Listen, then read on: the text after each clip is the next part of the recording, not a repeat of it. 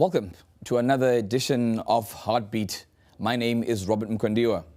We're broadcasting here from Zim Papers Television Network, where we are giving you information with regards your health, because your health is your wealth.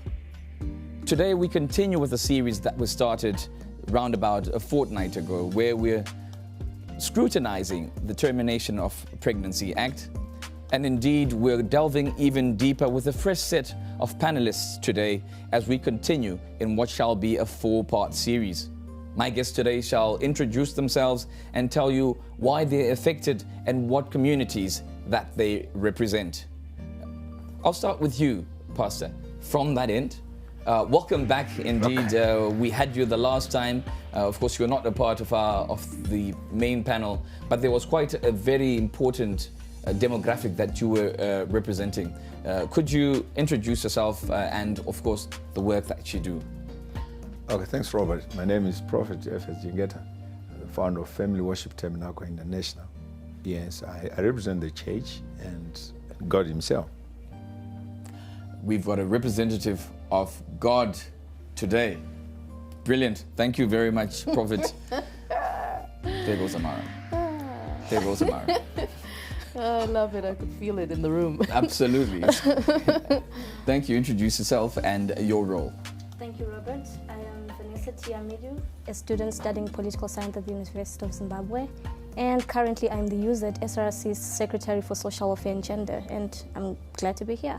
Thank you for joining us. We're glad to have you. Okay, thank you. My name is Dr. Gwatirera Jawangwe.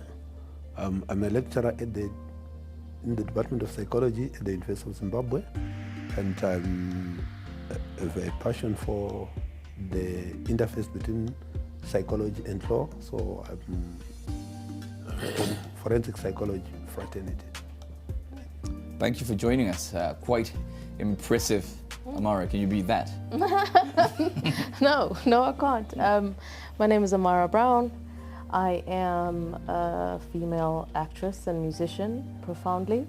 I'm representing female youth in this country and of the SADC region, I should say. Thank you for joining us, Amara. And finally. Thank you. Good afternoon. My name is Tina Maka. I am a feminist legal blogger and gender activist. I run a blog titled The Black Girl Legal Narrative, where I talk about selective legal frameworks, patriarchy, religion, and other forces that are hurting women in Zimbabwe every day. Patriarchy, religion, and other forces that are hurting women in Zimbabwe. That should be a very interesting interface between you and the Prophet as we go forward. But of course, before we talk about the Termination of Pregnancy Act and of course the issues around it, perhaps we may want to at least watch something that brings us all up to speed with regards to the issues that we're talking about. The abortion discourse remains a contentious issue in Zimbabwe and the world over. In Zimbabwe, government, civil society organizations and churches continue to clash on numerous platforms over the morality, acceptability, and legality of the practice.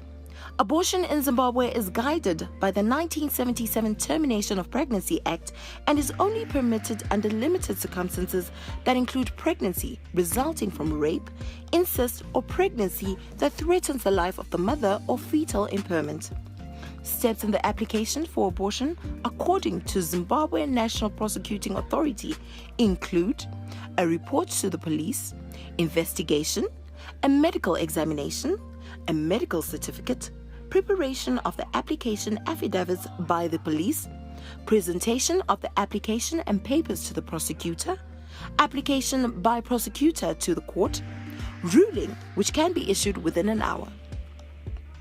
Despite the Act allowing for abortion under the mentioned limited circumstances, in practice this is hugely challenging and frequently not all cases that fall under the permissible ones have been granted permission due to procedural issues amongst others.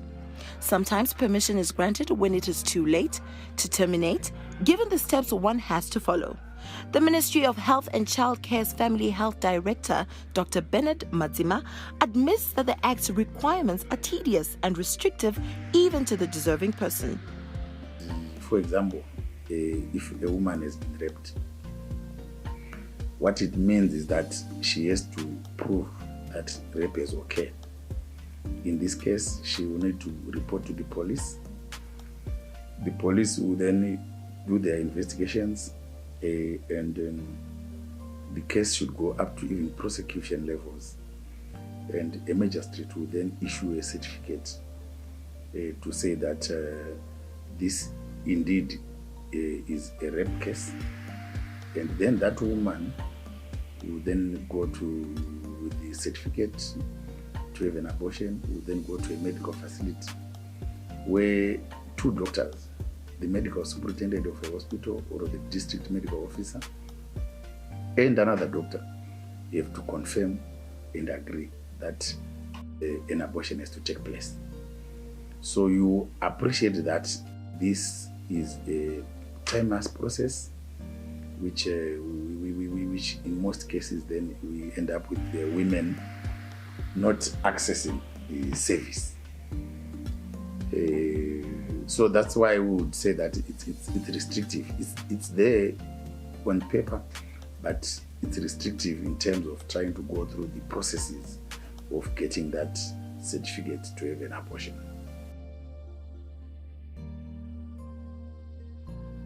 Now, before we continue with today's discussion, of course, those were the issues, but we would like to express our deepest thanks to the Swedish Embassy in Zimbabwe, to say what?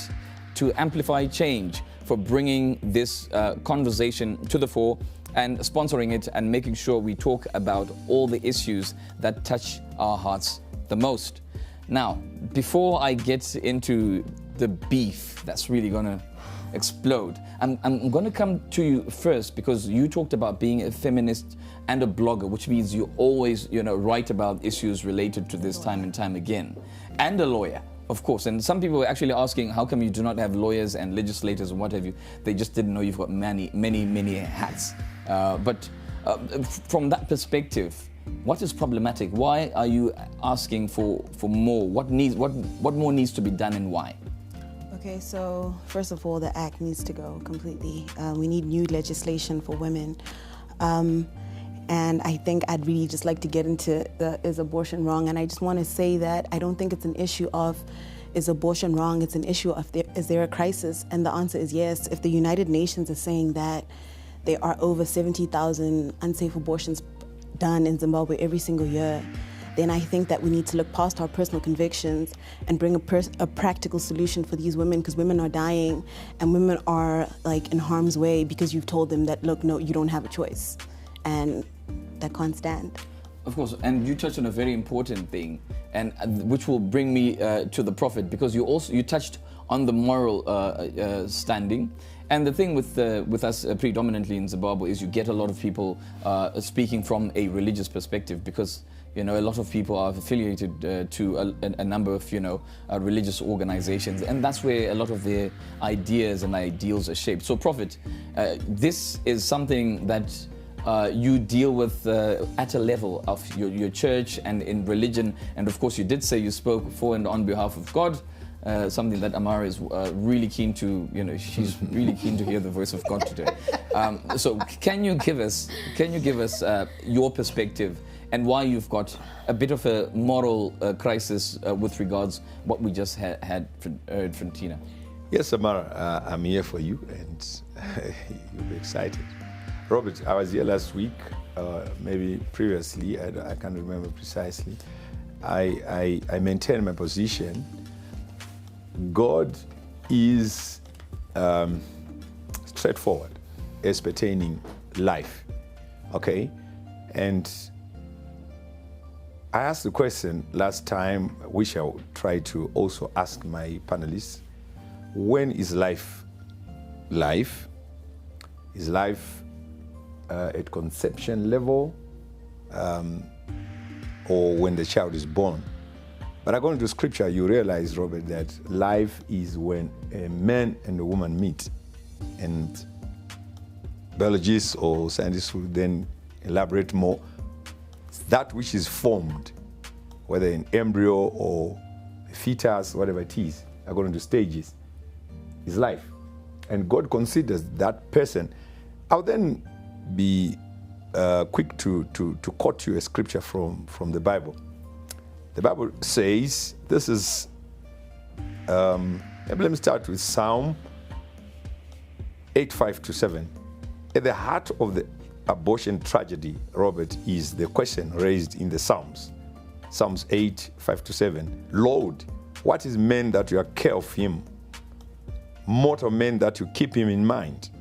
With glory and honor you crowned him, giving power over the works of your hands. What is man that you so love him? God so loves man that he died for him on the cross. So the question is, what is man? What is life? Life is when that thing is formed in the womb. So when you remove it, whether at what stage, you have killed. But we've also heard, Prophet, from some of the provisions that are currently in the Act, never mind the revelation that Tina is talking about or advocating for, but that in some instances, the life that exists, the life of a woman we know, can actually be threatened by that pregnancy.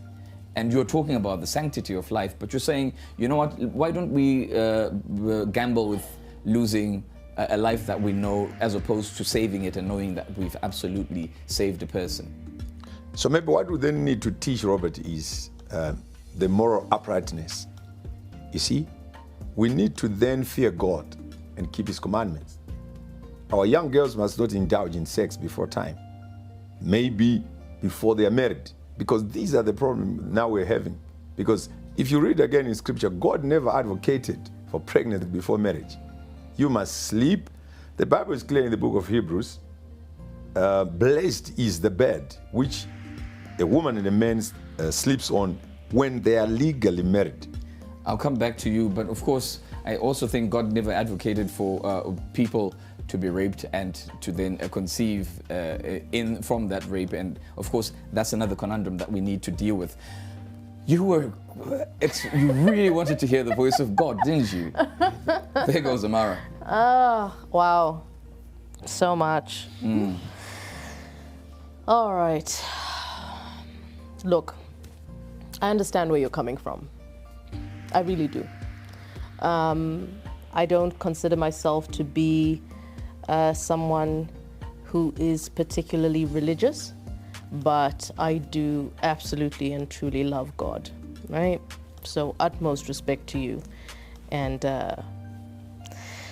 please take heed with everything I say going forward. I think, or rather I believe, that these circumstances can be taken right back to birth control. And once upon a time, if you don't mind my saying, the church was not even in support of birth control concerning married women, because it was considered unnatural for a married woman to control how many children she has, how often she has, and under what circumstances.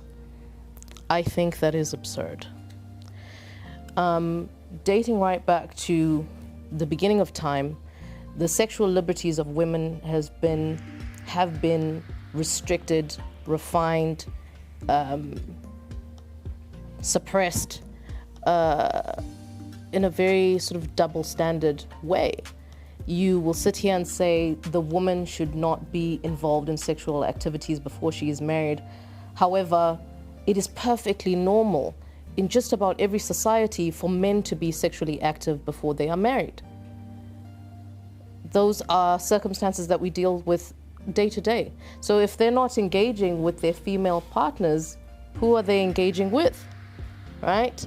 There's a lifestyle issue that's happening right from the get-go. And in reality, we're in a modern world where people are practicing sex all day, right now. There's 1 million people right now. You know what I'm saying? So on another case, you'll say, well, that's with consent. They have to face their own ramifications, right? There are circumstances more so than anything when you talk about rape, where the reality of the matter is you are more likely to be raped by someone you know than someone you don't know. That means you're safer walking out on the street at 2 o'clock in the morning than walking into your own household at 2 o'clock in the morning, because the man that is likely to rape you is your stepfather, is your uncle, is your cousin, ningana ningi, sekuru who and who, all right by your side. And typically in our society, the truth of the matter is we do not bring those stories up to light. For a girl to run to the police and say, oh, well, this uncle raped me, or my stepfather did this, you're actually destroying the fabric or the interpretation or the perception of the particular family. And most people don't want to deal with the shame of, oh, well, there's a rapist in the family. There are so many cases, 9 times out of 10, where women are raped every day, continuously. It's not a once-off thing, by someone they know. So now when you bring up that circumstance and you say to yourself, well, will she go forth to the police? No, she will not. No, she will not, because the odds are she's in a catch-22. She doesn't know how to deal and come forth and say, this person in our home hurt me. I've been molested. And it's interesting you say this, because as weird as it might seem, that person to rape you may actually be the person you're legally married to, your husband. And I'm coming to you, Vanessa, because you are kind of the people the Prophet was speaking to, because you're representing a demographic of mainly young people, mostly unmarried, especially coming from that background at the university. And I could see there was a moment there, I was just praying it wouldn't happen, that you almost slapped the Prophet. Thankfully, you're not a violent person. I could have done worse. But perhaps, could have done worse, okay. But fortunately, you've got your words. And what are those? Before we go to the doctor, to actually walk into the mind and in the corridors of the mind of somebody who's raped, or somebody who wants to get a termination of pregnancy, let's start with you and speak to that, because I could see you were burning right next to him. Okay, thank you, Robert. I think as a society, we are heading towards a situation whereby we need to unlearn certain cultures, certain moralities, because when we look at things at a religious background or at a religious perspective, that's morally subjective, and of which now we're in a trend of which people have different beliefs, they have different sentiments, they have different opinions. So at the end of the day, when it comes to issues of abortion, you have the Catholic Church telling you that from taking contraceptives from the word go, you're already killing, because he was asking about where do we define life. And then you have doctors who have certain periods that they're terming that this is where life begins, this is where it does not begin. And then you also go to different traditionalists or whatever influences us in society. So at the end of the day, everyone has a say. But for that to be actually now clarified, that means that we need to make that decision for the person caring, the person who owns the body, is the person who can actually say, this is life or this is not life, unless it is threatening her life. Then from those circumstances, I think we can actually relate. Now, coming from a student's perspective, whereby now we have to accept that the realism, what is on the grounds, because we have facts, we have evidence, and evidence don't lie. So as a society, we can't keep on saying children are not having sex, they are having sex. So this is why as peer educators, we come in and say, have safe sex, because there's HIV and AIDS, there are STIs. And now we cannot hide behind the banner that people are not aborting, because they have different reasons of aborting. And this is something that is happening on campus. This is realism, because people have boyfriends, there's semester marriages, there are transactional relationships that are happening. So at the end of the day... Semester marriages. The school must be very interesting these days. Yeah, there's a lot to talk about. And these are things where if we take them to church, the pastors and prophets and apostles would deny it, and they say, nothing like this is happening. Simply because as an African society, I think we have termed ourselves a certain type of integrity we want. As a mother, I feel I have integrity if my child does this. As a prophet, I feel I have integrity if my congregation does this. But the reality is that these people are not doing as people deem they should be doing. So at the end of the day, you find out that on campus, you have now, we really had a really huge demographic challenge, of which we had suicides going up simply because of issues like this. Issues where someone... So there's a snowball effect, and there's other issues that are going to arise from that. I'm going to come back to you with regards that, but let's go to you, Doctor, because you're coming from a background where you're looking at the interface between the law, and psychology, and also, as you say, lecturing at the university. You're a father to these semester marriages that we just heard right now. Congratulations, Granddad. But on a more serious note, first I want to know, why is it that men particularly want to legislate over women's bodies? Because it seems the people who come up with these ideas and ideals are most predominantly men. And I'm saying this because, for example, this Termination of Pregnancy Act that we're talking about was enacted in circa 77 into 78, 1977 into 78. Never mind that it's medieval now, but also that was a bunch of old white farmers who were sitting a few furlong away from where we are, and they came up with that idea and that notion. First, why do men legislate over wombs that they do not have? Okay, thank you. Thank you, Robert. Definitely, you would find out that from a psychological perspective, you realize that men, there's what we call the male psyche. The male psyche is such that men are macho, and because they are macho, they then decide on things to be done. It's not only the Termination of Pregnancy Act that these white farmers crafted. You'd reckon that even the Mental Health Act that we currently use was also put in place by white men when they wanted to control the number of women who would come to towns, so that these women would not interfere with the men who were working in their factories. And so it was really an opportunity for them to control. So it borders around the need to control others, the need to really ensure that you limit other people's alternatives.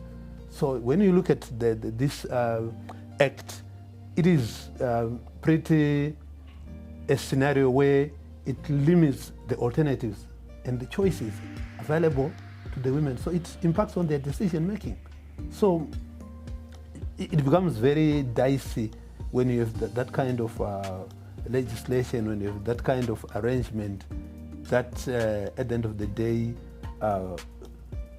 does not provide enough ground and platform for people to exercise their choices, to exercise their rights and responsibilities. And before we go for a bit of a breather, of course, as we proceed, we are also going to be bringing in legislators, because I do know a lot of people are asking where are the legislators in this, and because this is a series, we will be having various people who speak to various levels of society, of course, going forward, so that they can account and speak for and on behalf of themselves and the institutions that they relate to. But before that, you talked, and I'm talking to the lawyer now, not the angry lady who wanted to, perhaps you're safe, Prophet. That's why I decided you sit over there. And, for protecting me. Absolutely.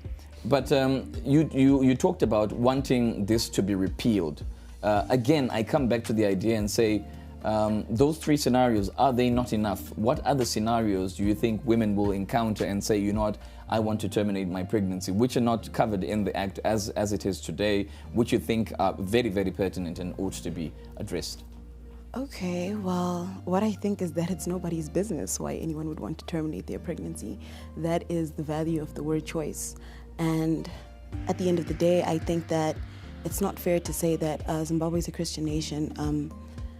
Abortion is murder, because at the end of the day, not everybody is a Christian. So we can't now implement policy based on the selective reasoning of very few people. And to any man who really thinks that, abortion is wrong, I say that, don't get an abortion when you're pregnant. Wow. There goes, Prophet, don't get an abortion when you are married. But is it true that people are actually, trying to access these services? Perhaps as we take a bit of a breather, let us go and see the statistics at the moment with regards people who are going out there and actually trying to access services related to termination of pregnancy.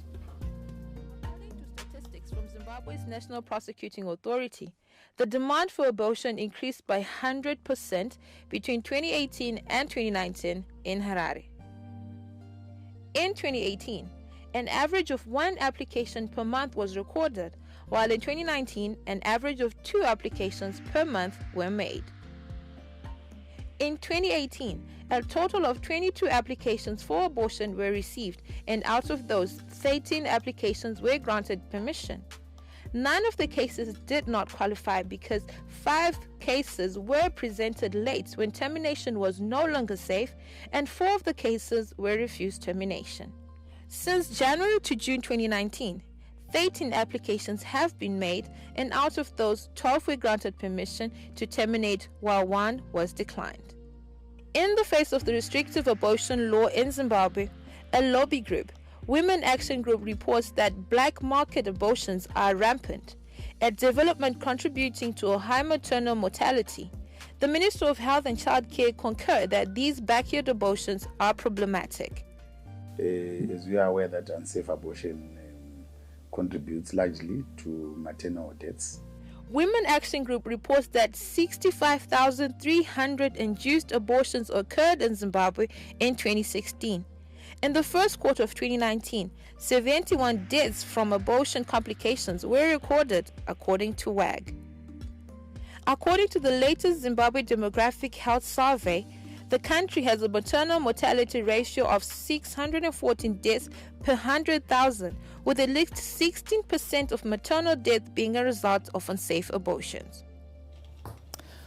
So there you have it. Before we start thinking that perhaps we're exaggerating things and we're talking about statistics and numbers that don't exist, we clearly can see now that there are people who are trying to access these bits of information and these services, and some are being stifled, and it could be a wide or something. You've got a lot of love, Amara. Sandra Mdzinganyama, one of our viewers, saying what you gave was a very profound comment and addition to this whole conversation. So yes, we're actually tracking all your views and comments, and as we go forward, we look forward to you adding more and more information, more and more voices, and indeed, if you want to join us here on Zim Papers Television Network, we've got 2 more in the series to go. And you can always write to us and you can join our studio audience. We do have a studio audience here today, listening in intently. And indeed, this is a forum where people can be a part of the Zim Papers Television Network family. Of course, this would not have been possible without that intervention of sponsorship from Amplify Change, from Say What, and of course, the Swedish Embassy in Zimbabwe, who have been holding our hands from the very beginning as HeartBeat, and they ensure that our heart continues to beat for you, our viewers. So, indeed, we've gotten a bit more information with regards this termination of pregnancy. But we didn't? Okay, go ahead. We did not. So your statistics are saying that there were 13 applications in 2019.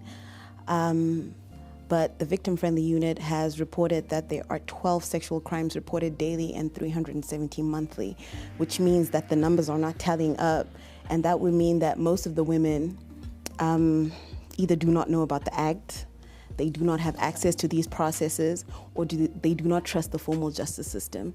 And it means that most of the women that are getting pregnant in Zimbabwe, they're not relying on the Zimbabwean government to terminate these pregnancies. They're going elsewhere, which is why the death tolls are so high. And I imagine that if that number over there was grossly undermined, then that means that the death toll is probably a lot higher as well. Indeed, and this is something we're speaking to as well, because as Amaro was saying, most of these people are people we know, people within a certain circle, and there's always a conspiracy of silence here and there, and that's why the numbers never truly speak to the real number of the victims. So the numbers that we get, the numbers that we add up and think are the statistics, of course, they're always a far cry from what the real numbers are. But Prophet, you were going on about, and you got a bit of a love letter here that when you get pregnant, then you keep it, But certainly, why? And I'm pretty sure you also talked about Leviticus, or were going to comment on Leviticus, which, for all intents and purposes, if you read it, wasn't written by some woman, and it's still men legislating for and on behalf of women, and the women just have to take it without any say in these issues. Is there not a time now that we should at least start opening up these spaces and facing up to the reality, a reality that Vanessa gave us and said, you know what, we don't want our children to have sex, but they're having sex nonetheless? Yeah, if I would start from that, I think God is a spirit, not a feminine, not masculine. So he's a spirit. So he represents both the males and the female. But you also realize that, I like what she said. If one is hungry, are they justified to go and steal because they're hungry? Yes, because they're hungry, they went and stole, but the law will catch up with them. Because the law, according to what I know, there's no defense in breaking the law. So God is straightforward. He hates murder. It's there in the tablets, the 10 Commandments. One of the blueprint is thou shalt not kill. So I want to show you something. I will stand by Scripture truly, because Psalm 127:3, truly children are a gift from the Lord. The fruit of the womb is a reward. Listen,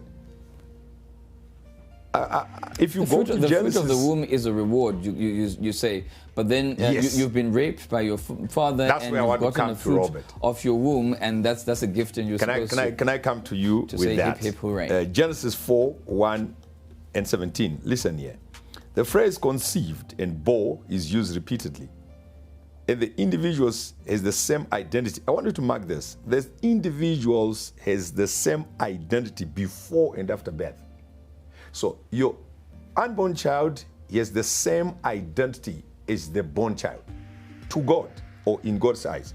Okay, I will agree with you, Amara, and say, and the rest of the ladies, if I'm pregnant and I don't like the man or the circumstances, okay, fine. But that does not remove the fact that what you're doing is wrong before God. You will do that. I'll go to you. For your ego, for your selfish desires or ambition, because you're a career girl, you want to pursue this, so if I'm pregnant, yes, you can do that. But that is not justifiable in God's eyes. That will never be applauded by God, because he said it clearly, thou shalt not kill. So for any other reason, if we do that, let's do that. It's for our satisfaction. And human beings are doing most of the things they do, or we do, is for our satisfaction, Robert. It's not for God's glory. But if you want to see God's glory, we must live straight. We must. So what is causing all this debate is because man has perversed. Man has strayed from the will of God. What is the will of God? Fear God and keep his commandments. So if I fear God, I will not rape. So I'll come to you. I can't rape. I'm not supposed to as a man, because it's wrong. So it must be drilled in my oblongata, whatever it is, that I must not force a woman. So once I do that, whether I'm a prophet, I'm a bishop, I'm a pastor, I'm wrong. I've already gone against the Scripture. So that's where we must start. Let's educate the men to respect the ladies, to honor women. So all that is what I said, Robert, is because men are no longer fearing God, both women and female. Okay. And you did say you represent the voice of the church, the voice of religion, yes, and of course the voice of God. And I actually like how Amara keeps listening. attentively, and you look very, very disciplined with regards that. But I can see how you'll be seething, and so perhaps I'll first accord you this moment before I go back to you, Doctor, and speak, of course, from the psyche of those who have to go through termination of pregnancy, because in all seriousness, it is not a very simple road to travel. It's not like somebody saying, I don't want this baby, rip, and then they wake up tomorrow and they have no repercussions. There are obviously going to be repercussions, which means that women will have thought these things through over and over and over again before they make a decision like that. But Amara, you can vent now. It's okay. Oh, Usa. All right. And you're a communicator, Amara. You're a communicator. You should also tell us, because you've got a role, you're also supposed to be communicating to your demographic, and I'll also hold you to account. What are you doing to speak to your people as well? 100%. Look, last night I announced that I was coming on the show today. I put a survey out and on Instagram, Insta stories, pro-life, pro-choice, and why. What I found was that the majority of people saying pro-life were men, and the majority of people saying pro-choice were women. So I'll agree with you and say that the will of God from the get-go has not been adhered to. But the Christian faith and all respective faiths have had thousands of years to reign and get that right. We're now out of time. What did God say about us taking care of the earth even? He gave us dominion to take care of this earth. Do you drive a car? Pastor? Are you asking? Yes. Do you drive a car? Drive? You drive a car. Precisely. Yeah. But right now the fumes from your car are destroying the earth. True. What I'm saying essentially is that each and every single one of us are responsible for what we do on earth and what we do with God's earth. Granted. True. But the true judge, we will all meet our maker. Between now and then, it's up to us. And at the very least, we should be given the choice to do so. If God gave us choice, then let there be choice. Human beings are quick to murder when it's appropriate for them. They're quick to do anything when it's appropriate for them. That is the human way. Hence the value of Judgment Day, is it not? Essentially. Now, if you look at it from a perspective where you say, listen, I'm a mother, for instance. I was 23. I had a choice. I was living in South Africa at the time. And my first thought went back to my mother falling pregnant with me. She was the same age. She was 22. She was scared out of her mind. She was not married to my father yet. And she didn't know what to do. She could have decided to terminate her pregnancy. I may not have been sitting here. And so I took a look at myself, and I remembered when I became sexually active, I was between the ages of 19 and 20. And I remember thinking to myself, I want to be at an age where at the very least I feel that I might be somewhat ready to be a parent, that I could take ownership of what I'm doing, that I could deal with the ramifications of my actions, right? So many of the children don't have that practice. They are 12-year-olds having sex right now. And while we can sit here and say that is wrong, it is happening. So at that point, what are we going to do? Are we going to allow children to have children? I wouldn't take back having my son. I love Camille. I wouldn't change it for the world. But had I been 16, had I been 13, had I not been wise enough to make, you know what I'm saying, a responsible choice up until, or waited so long to be sexually active, I could have made a mistake. I could have been raped. Anything could have happened to me. At that point, are we saying that children should raise children? Are we saying that single women who love their men today, genuinely love, genuinely want to spend the rest of their lives with that man, tons of the men, as soon as the woman is pregnant, out the door, because they don't want to face up to responsibility. there's crippled men running rife on these streets. That's the truth. And as a woman, it's in your nature to want to nurture and say, oh, well, you know, he'll grow up at some point, or he'll change as a man, and I believe in him. Isn't it in our nature to be compassionate towards you, to be understanding towards you? Some of these things are God-given. But in our compassion, we're led astray. And we're left in the lurches raising children with no assistance. We're like poster girls for promiscuity once we're carrying this child. And that child is now being raised in a home where you're one less a parent. I'm a single mother. I'm a co-parent as well. But essentially the ramifications are almost, they are up until. We could list them for days. I'm saying give them a choice. And I'll have to hold you back, because right now I'm failing to see who the priest is, who the prophet is, and because somebody even said, preach, Amara, preach. Oh. So we are together. So you're on the same page. Yeah, you're absolutely on the same page. But perhaps I want to go to the doctor, because we also need to speak to the psychology, because what you were talking about is what I was saying, that no woman just says, oh, I've fallen pregnant, let me just go and abort, without having thought and rethought. And this is a psychological something, and it's something that you will carry in the back of your mind for the rest of your life. And in two ways. Whether you keep the child, you'll still have a story to tell, like Amara. Amara keeps saying, I was young, and she thought around it, and she said no. But there's a woman who's going to say, well, I'm thinking around this, and yes, I should. And indeed, whether you terminate the pregnancy or not, the story remains with you, and it's a certain scar, or it's engraved on your memory until your very last day. People may think this is a very simple issue.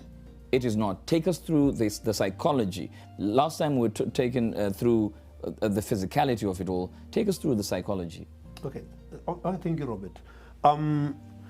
Ultimately, when there is an unintended pregnancy, there are psychological risks on both ends. The risks associated with keeping the pregnancy and the risks associated with the decision to terminate the pregnancy. And it becomes very critical to make a balance of those probabilities. Now, focusing first and foremost on the risks associated with the failure to terminate the pregnancy is that there is the possibility of regret. There's also the possibility of having your self-esteem lowered. But that may be also dependent on whether initially the person had a low self-esteem or they had a high self-esteem. We also look at the factors associated with even having to terminate the pregnancy. There are quite a number of issues. One of them is there's the fear, whether it's going to be done medically or it's the backyard. There's the fear associated with the possibilities of things going wrong. But there's also the issue of numbness. Most of the people we deal with experience a lot of numbness. They also experience sleep problems, a lot of anxiety and depression. Sorry, could you elaborate on numbness? Numbness, where they just become numb. They're not, if you ask them, they actually lose almost like memory. Emotionally mute? They become emotionally mute. They can't even have a feel of what their psychological presence was. So they sort of just switch off, they switch off as a coping mechanism. Yes. Yeah. And then in addition to that, there's also the possibility of anniversaries, psychological anniversaries associated with, first and foremost, the rape, reliving the rape incident, but also reliving the abortion experience. And one of the things that is also critical to the debate is how the fetus is going to be disposed, whether they have sight of the baby after the procedure, and the form whether the stage at which the fetus was. These are all issues people need to grapple with. In addition to that, we also have flashbacks that would also they also need to deal with. Now, post-abortion, we also noticed that there are quite a number of post-traumatic stresses, including PTSD itself, and which can get into post-traumatic psychosis, where they can actually lose a sense of what they are doing. They even similar to schizophrenia, because they have to deal with the competing issues around. If only I had not terminated, what could actually have been. So, and these are things that we tend to take for granted.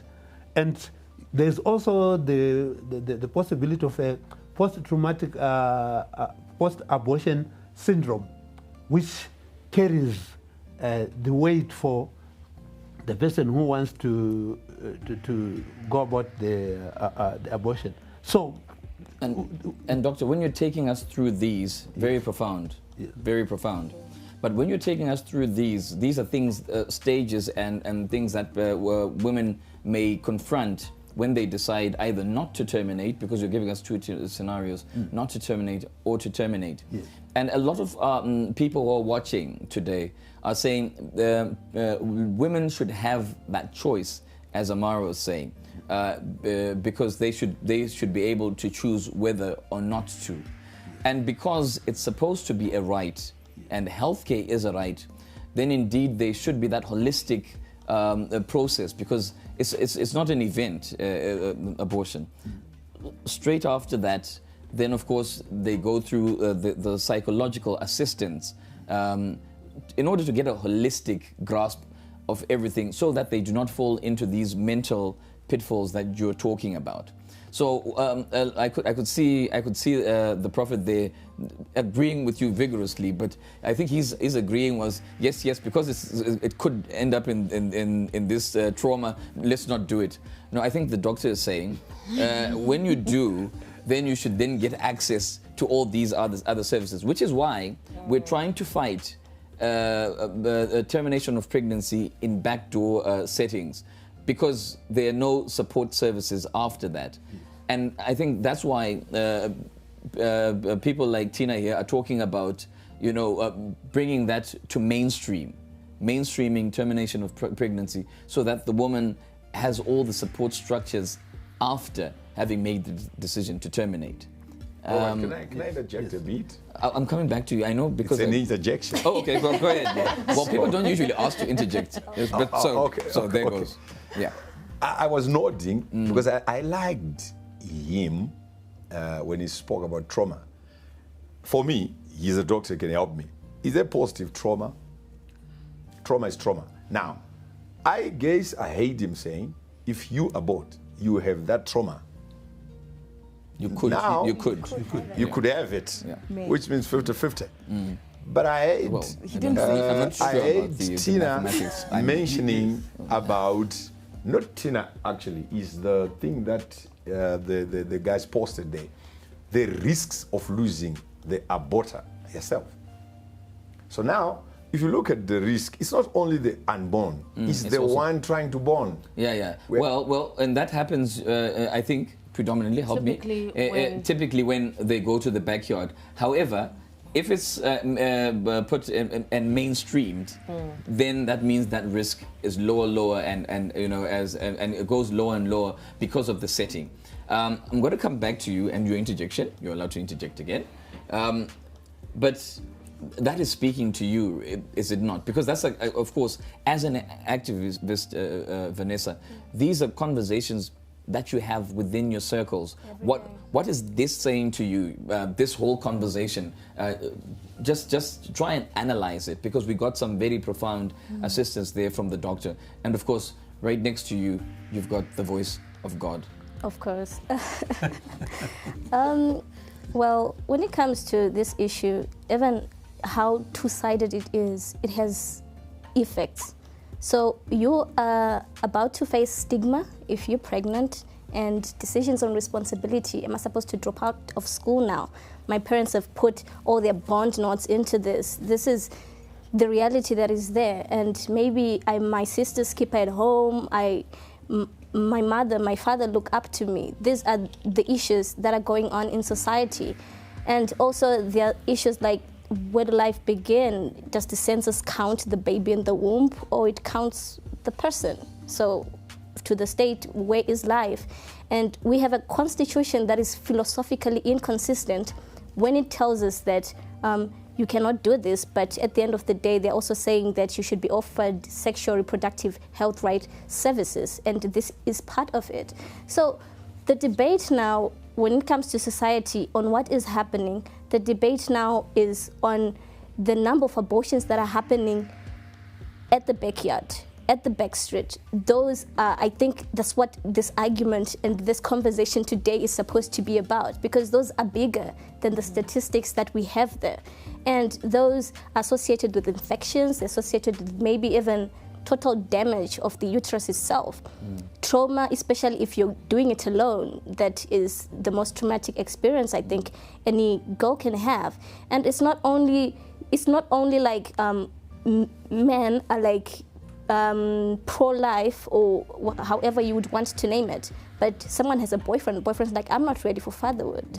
And the girl has to terminate. Sometimes it's rape, like Amara had said, from a very close relative, and you have to consider those circumstances. And we have suicides happening, we have depression. This is why most organizations now are taking mental health as something that is very close to us, because this is actually something that is happening. It's not like, long back they'll be like, you have a headache, you're like, okay, now you drink lots of water. Don't not look into the stress, because we're in African society, we're supposed to be tough, we're supposed to be strong.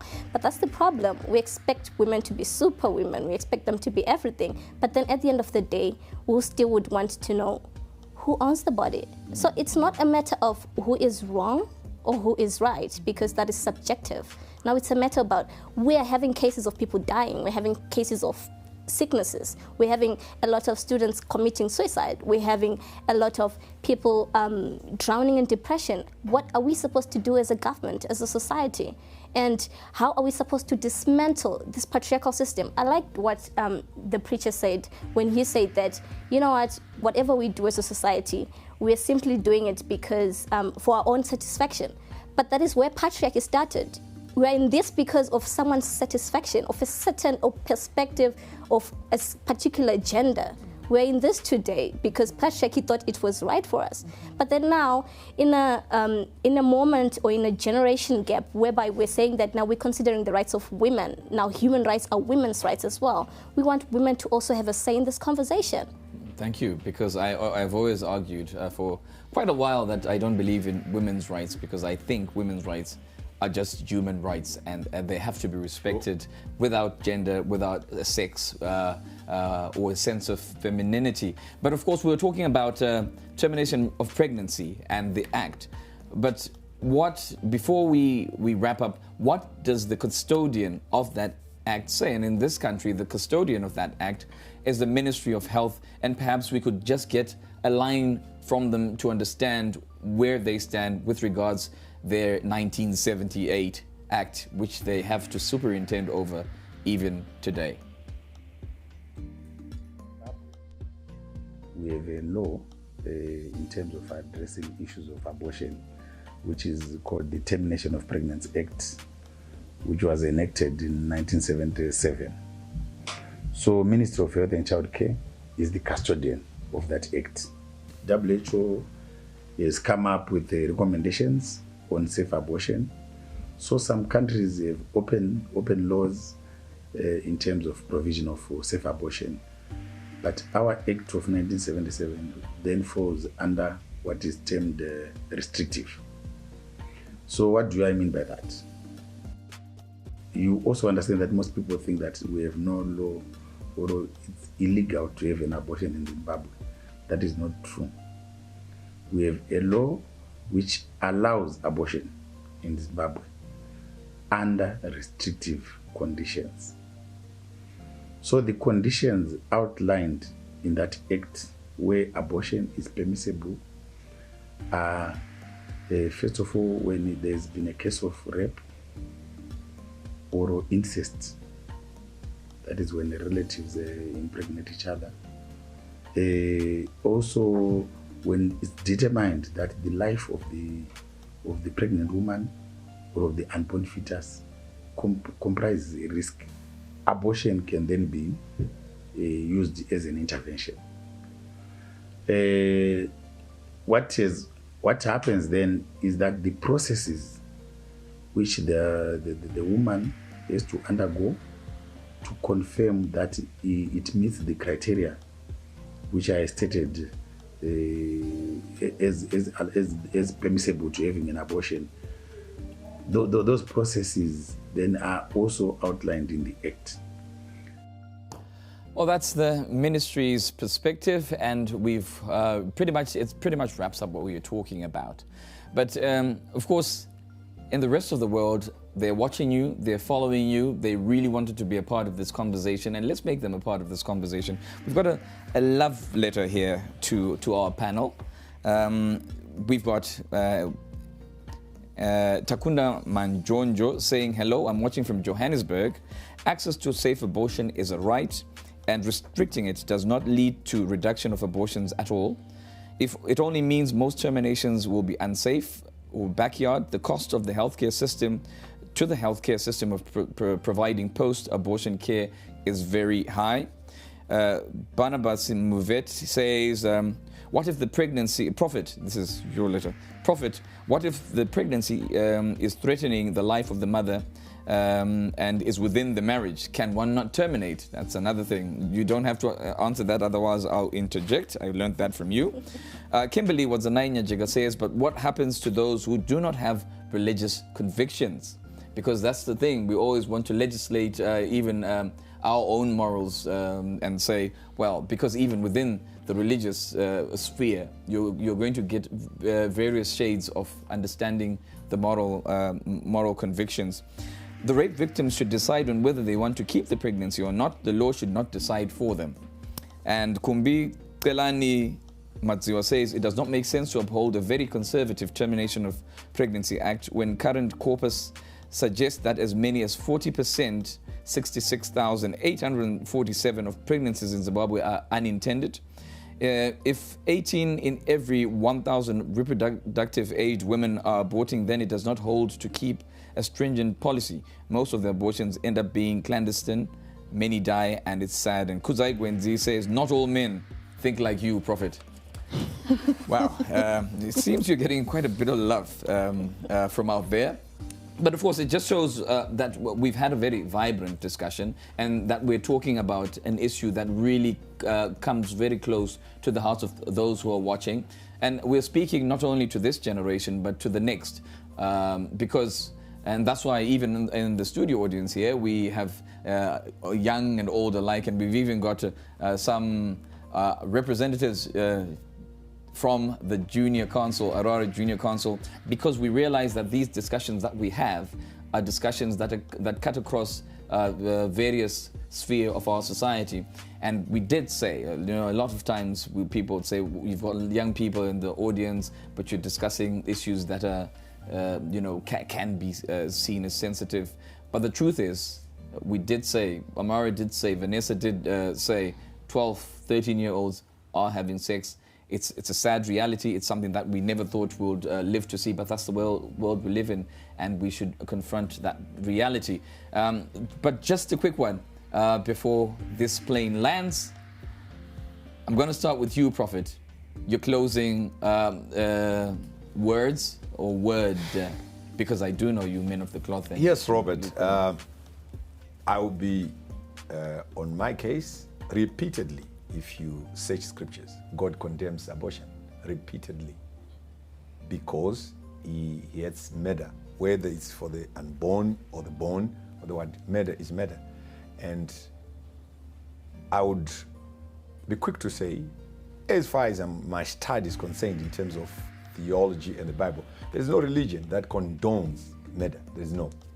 I'm not a Buddhist, I'm not a Muslim, but there's no religion. There's and no what if I'm an God. atheist, somebody asks? Yeah, but You know, you're legislating from there's your no position. God in atheism. They just believe in themselves. So, but no God, as far as I'm concerned, religion. But confirm that this God we're talking about, or the gods we're talking about, also says you've got free will. Yeah, but not to kill. To do another thing, but not to kill. So, God has never and will never condone killing. That seems like an amendment to the Bible, to the that's a constitution. It's a biblical amendment one, but I'll leave you to that. Vanessa, you had a very impassioned bit that you gave us, and it's reverberating on the internet, on our Facebook platforms.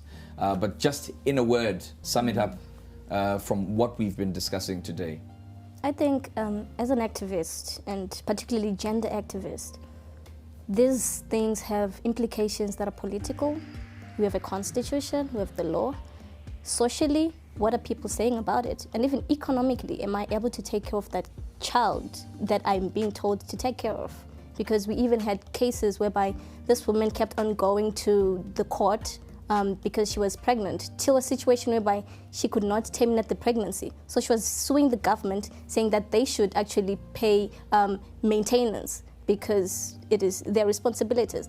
So I think it is high time we consider that we make laws that are umbrella terming everyone, that are suitable for everyone. This is where we have a referendum as a country. This is where we have social media with the freedom of expression. So I think these are great platforms, and this conversation should keep on going, because I remember a few months back we were busy advocating for pregnant girls to be in school because it was a stigma, till the Parliament of Zimbabwe actually, so you know what, this is actually great. So I think you should even have parliamentarians in these conversations so that they see things from our perspective and things from the community's perspective. Because even the problem that we're having is that when people go for medical services, instead of getting medical services as the sister's duty, she starts interrogating, she starts giving her judgment. But the person is just there to get their contraceptives on the table and not there for counseling. If they want counseling services, they'll go for them. So we should be quite inclusive. Well, thank you for that. Indeed, I agree that it seems Zimbabwe is one whole big law school where everybody's got some judgmental something, and we tend to judge a lot, and I think we're very opinionated people. But certainly, as you say, legislators need to be a part of this conversation, and going forward, indeed, as you were saying, as the viewers, we are also going to have legislators come on board, and indeed policymakers as well, in order to speak holistically to this. And by the end of the 4-part series, you will have seen and heard voices from every angle that we can cover, and even beyond. Doctor. Okay, thank you, Robert. My advice would be, going forward, we need a holistic post-abortion care support infrastructure that can speak to the needs of all the women, whether they have undergone a legalized abortion or even illegal.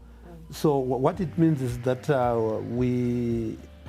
what we also need to do is that we also need evidence-based practice, because some of the sentiments that we may have may not be supported by evidence. So we need really a robust framework that can provide the evidence with which to change our legislation, our practice. We need to create a community of care that can speak to the needs, because it speaks of a lot of unmet needs. So we need to find ways of closing this gap. Thank you very much. And you know, there's a contribution you gave when you were actually just breaking down the mental state of our women when they're faced with this predicament, and it was so profound. And thank you so much for that. And we've been getting a lot of feedback from people who were really appreciative of that contribution that you gave. And I think, Amara, I could see you were, very immersed. And I think it should be in order that the doctor should bill you for that, because there was a session. There was a moment when there was a session right there. But from you, wrapping it up, people were really eager to see you here, to see the side of you, a woman, a mother, and a communicator. Look, I want to say to every single person out there that cares about this, look at it from an honest perspective within yourself. It's a conversation you need to have with yourself. But essentially that means you need to have it with yourself. Respect people's right to have that moment of clarity, that moment of how am I going to spend the next 21 years of my life? Am I going to be a parent or not? It is everybody's decision. They have a right. They should have a right to make that decision and not be judged accordingly. And that's really it. Thank you so much, everybody. Thank you for coming through. And quickly, before we go back to Amara, I understand she wants to sing us out. Okay, I just want to say that I think that whenever we talk about termination of pregnancy, we need to take attention away from when does life begin? Conception, is it morally wrong? Is it right? And we need to talk about the facts on the ground, which is that women are dying, and that the Termination of Pregnancy Act was enacted in 1977. We need something new. We need something that protects women every single day. And it's not protecting children, it's not protecting women. Women don't have the choice. We have had our bodies policed forever. And most importantly, we need to stop asking men what they think about abortion. Most importantly, we need to stop asking men what they think about abortion. Of course, this has been a very interesting talk. We shall be continuing with the rest of the series, and that's 2 to come. But certainly, again, amplify change. Say what? The Swedish Embassy, they've been rallying behind us, they have been supporting us, and we've been having very open conversation on very pertinent issues, and we really would like to thank them for that support. My name has been Robert Mkondiwa. We got a very strong psychological session from the doctor. We need now to go back now to Amara. You really need to sing us out. Yes. We got a free session. We're all on couches. That's and not fair. Yeah, it is. Well, life isn't always. While we wait for you, we cry for you. We wait for you. We pray for you. Tiji Jama. Oh, she will pray for us. She will pray for you, Pastor. And of course, we know yours is the voice of God. But today, you're getting a prayer from Amara. And of course, back to you. In the rest of the world, we love you. Zimpapers Television Network, we appreciate you. And you always come and support. And thank you so much. You're appreciated, and we'll always value your comments and contributions. My name is Robert Mkondiwa. Until the next HeartBeat, this has been HeartBeat. Goodbye.